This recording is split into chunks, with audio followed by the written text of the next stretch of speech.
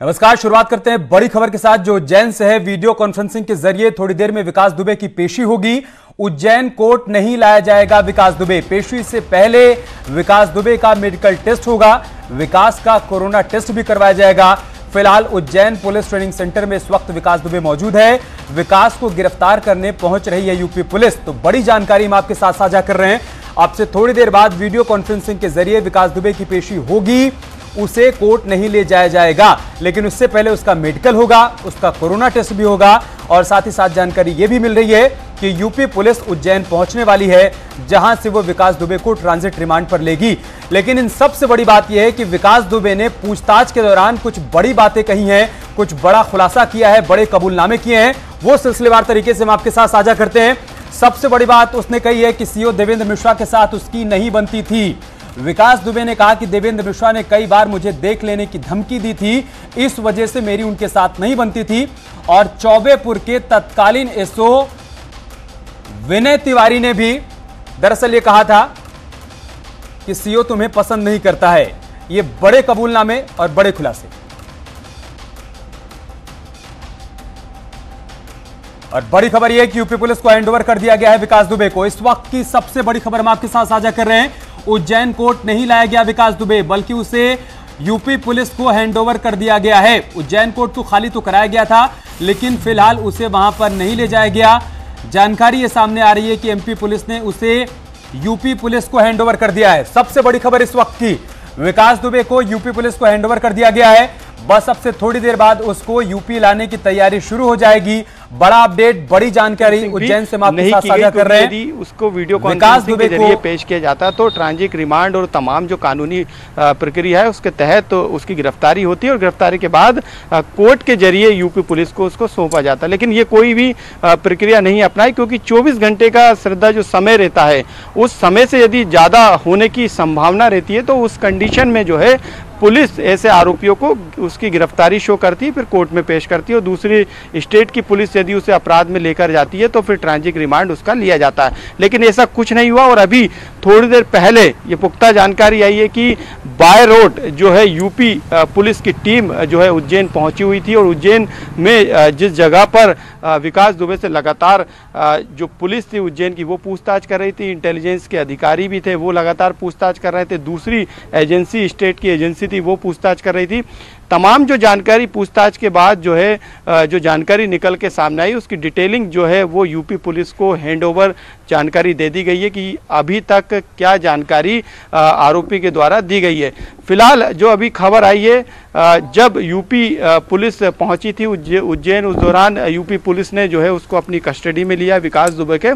और इसके बाद विकास दुबे को अपने साथ अपनी गाड़ियों से, क्योंकि यूपी पुलिस की टीम आई थी, उन्हीं गाड़ियों में बिठाकर जो पुलिस की गाड़ियां आई थी उसे अपनी सुरक्षा में लिया यूपी पुलिस ने। और उसके बाद उज्जैन से ये टीम उस मोस्ट वांटेड को रवाना हो गई है, जिसे उज्जैन से आज सुबह गिरफ्तार किया गया था। तो तमाम तरीके के जो कयास लगाए जा रहे थे उन पर अब विराम लगा है। हालांकि अभी भी ये सबसे बड़ा सवाल श्रद्धा उठ रहा है कि किस रूट से वो आया था। लेकिन जो न्यूज़ 18 को जो जानकारी लगी है उसके अनुसार ये आरोपी जो है वाया रोड आया था। वो बताया जा रहा है कि ये गाड़ी से आया था। अब ये किन किन इस गाड़ियों का इस्तेमाल इसने आने में किया, लेकिन अभी जो उसने पूछताछ में विकास दुबे ने जो पुलिस को जानकारी दी है उसके अनुसार राजस्थान कोटा के रास्ते जो है उसने एंट्री एमपी में की थी, इस तरीके की जानकारी उसने दी। हालांकि अब इन बातों में कितनी सच्चाई है उसको लेकर जो पुलिस टीम है वो लगातार वेरिफिकेशन कर रही है।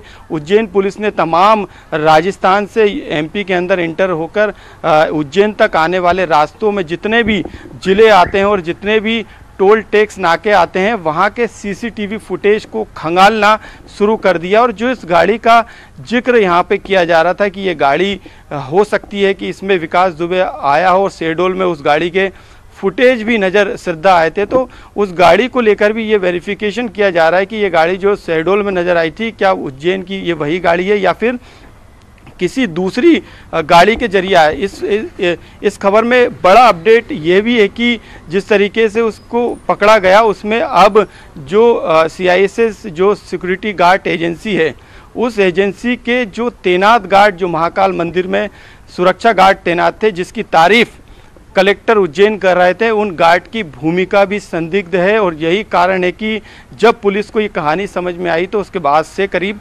3 गार्ड जो हैं यहाँ उज्जैन के महाकाल मंदिर में जो तैनात थे श्रद्धा, वो गायब है, उनका पता नहीं चल पाया। हालांकि खबर आ रही कि उनको छुट्टी दे दी गई, लेकिन जब लोकल पुलिस उनकी तलाश करी तो उनका कोई सुराग नहीं लग पाया। तो पूरी स्क्रिप्ट जो है वो विकास दुबे के द्वारा लिखी गई थी। अब उस स्क्रिप्ट के किरदार कौन कौन है, उसमें जो नाम निकलकर सामने आया, उस किरदार में SIS सिक्योरिटी एजेंसी के जो गार्ड तैनात थे, जिनके बारे में ये कहा जा रहा था कि उनको सबसे पहले जानकारी मिली, फूल वाले से जानकारी मिली, फिर वो एक जवान को लेके अंदर गए, फिर उसके बाद उसको वहाँ से पकड़ा गया। पकड़ने के बाद महाकाल पुलिस चौकी लेके आया, फिर पुलिस उसको अपनी कस्टडी में ले गई। इस तरीके की जो कहानी आई थी उसमें अब बड़ी संदिग्ध भूमिका जो है वो सामने निकल के आई है। SIS के गार्ड की 3 गार्ड लापता है।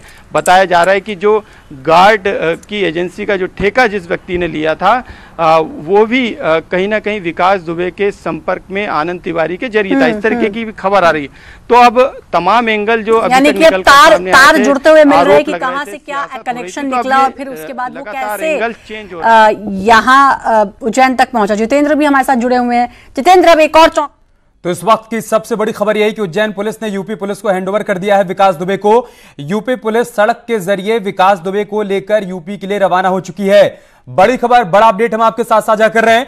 इससे पहले जानकारी मिल रही थी कि विकास दुबे को वीडियो कॉन्फ्रेंसिंग के जरिए उज्जैन कोर्ट में पेश किया जाएगा, लेकिन फिलहाल अब यह जानकारी सामने आ रही है कि बगैर पेशी के उज्जैन पुलिस ने हैंडओवर कर दिया है यूपी पुलिस को विकास दुबे को। और विकास दुबे को लेकर यूपी पुलिस वहां से चल चुकी है। चूंकि नियम कानून यह है कि किसी की गिरफ्तारी की 24 घंटे के भीतर उसे कोर्ट में पेश किया जाना होता है।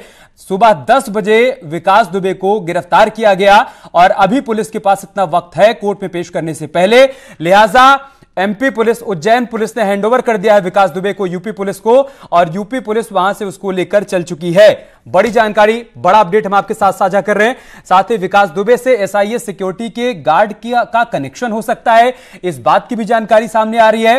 पुलिस इस एंगल से भी जांच कर रही है। उज्जैन महाकाल मंदिर के गार्ड की भूमिका संदिग्ध नजर आ रही पुलिस को। यह बड़ी खबर है, लेकिन उससे भी बड़ी खबर यह है कि फिलहाल सुबह 10 बजे गिरफ्तारी के बाद अब विकास दुबे को हैंडओवर कर दिया गया है यूपी पुलिस के हवाले। बताया कि इसी ने पुलिस को सूचना दी कि भाई यहां पर विकास दुबे आया है, ये वही सिक्योरिटी गार्ड है और खबर यह भी थी कि फिर इसी सिक्योरिटी गार्ड को छुट्टी पे भेज दिया गया है।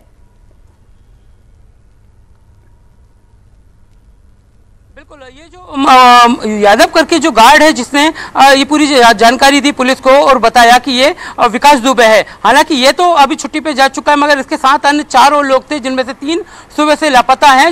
विकास दुबे को जब अरेस्ट किया गया उसके बाद से वो तीनों का भी पता नहीं चल पा रहा है। हालांकि जो SIS के जो एजेंसी संचालक हैं वो कहीं ना कहीं आनंद तिवारी के संपर्क में बताए जा रहे हैं और लगातार उनसे उनकी बात हुई है किस तरह से मंदिर में प्रवेश दिया जाए, पुलिस की नजरों से बचाकर वहां तक लाया गया। इन सारे पहलू की जांच अब पुलिस कर रही है, क्योंकि विकास अब यूपी पुलिस के हैंडओवर कर दिया गया है। तो अब MP पुलिस के हाथों सिर्फ यही है कि इस एजेंसी से किस तरह पूछताछ की जाए, कहां पर रुका। हालांकि जो सागर कंपनी में आनंद तिवारी काम करते हैं उनके भी कर्मचारियों से, साथ ही उनके परिवार वालों से पूरे इलाके को भी सील कर दिया गया है जहां आनंद तिवारी का परिवार रहता है।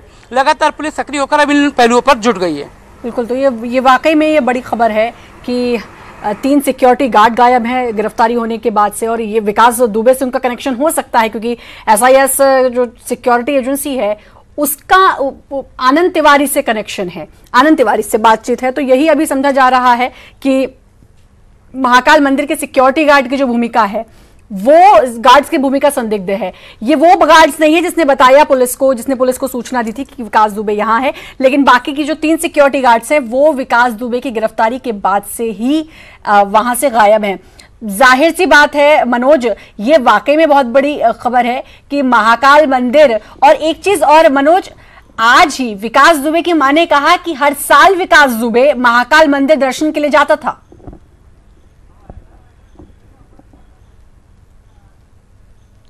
जी बिल्कुल, महाकाल के दर्शन तो नहीं हो पाए कलेक्टर के अनुसार विकास दुबे के, लेकिन अब पुलिस के दर्शन जरूर उसने कर लिए, क्योंकि जिस तरीके का गुनाह उसने किया था उसके बाद अब शिकंजा पुलिस ने कस दिया है और एमपी पुलिस के बाद अब यूपी पुलिस उससे लगातार पूछताछ करेगी और सख्त पूछताछ होगी और तमाम तरीके की जानकारी जुटाने की कोशिश की जाएगी।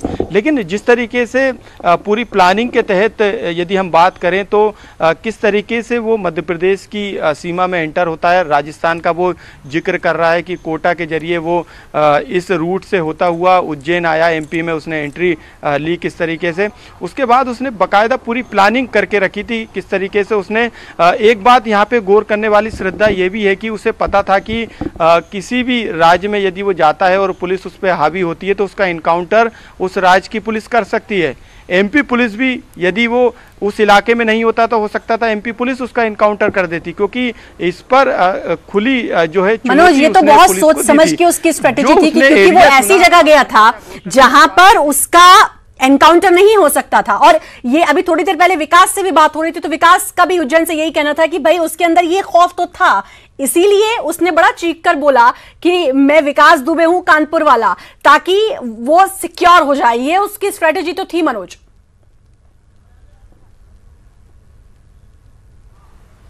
जी बिल्कुल, क्योंकि प्लानिंग यही थी कि जो महाकाल के मंदिर में क्योंकि तमाम जगहों पर सीसीटीवी कैमरे लगे हैं और ऐसे में पुलिस के ऊपर उसने किसी तरीके का हमला जैसा नहीं किया उसके पास, जबकि एक उसके बैग में चाकू भी बरामद हुआ था। उसने पूरी प्लानिंग के तहत सिक्योरिटी गार्ड की भूमिका क्या है इस पूरे मामले में, ये जांच का विषय श्रद्धा यहाँ पर है कि किस तरीके से वो संपर्क में आया, कि सीधे विकास दुबे के संपर्क में आया या आनंद तिवारी के जिस रिश्तेदार ने ठेके पर ये एजेंसी ले रखी थी उसके संपर्क में आया, या फिर सीधा उसका लिंक उन 3 गार्डों से था। तो ये अभी स्पष्ट नहीं हो पाया, ये सिर्फ जांच के विषय हैं और पुलिस इस पर, स्थानीय पुलिस उज्जैन पुलिस इस पर जांच भी कर रही। लेकिन उसको ये पता था विकास दुबे को कि ये सुरक्षित स्थान है और उज्जैन के वो हर कोने से वाकिफ था और यही कारण है कि उसे पता था कि कहाँ पर सीसीटीवी कैमरा लगा है। उसने जिस गेट से एंट्री की वहाँ पर भी सीसीटीवी कैमरा लगा था, जहाँ पर उसकी बहस हुई वहाँ पर भी सीसीटीवी कैमरा लगा था,